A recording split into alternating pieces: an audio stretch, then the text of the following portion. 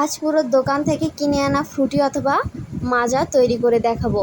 এটা একবার বাসায় তৈরি করে বানিয়ে খেলে আর দ্বিতীয়বার দোকানে যেতে হবে না।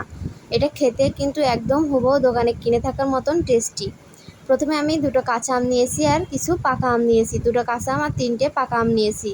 এটাকে আমি 1 কাপ চিনি আর 1 কাপ জল দিয়ে ব্লেন্ড করে এটা ছাঁকনি দিয়ে ছেঁকে নেব, তাহলে খুব স্মুথ একটা পেস্ট আসবে।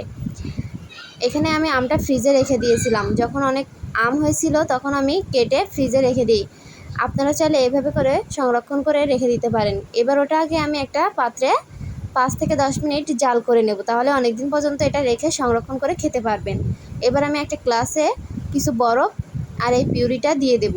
এখানে হাফ গ্লাসের মতো পিউরি দেব আর হাফ গ্লাস ঠান্ডা জল দিয়ে একটু মিশিয়ে নিলেই তৈরি হয়ে যাবে পুরো দোকানের মতন হুবহু খেতে। ভিডিওটা ভালো লাগলে লাইক কমেন্ট শেয়ার করবেন এবং চ্যানেলটি সাবস্ক্রাইব করে পাশে থাকবেন।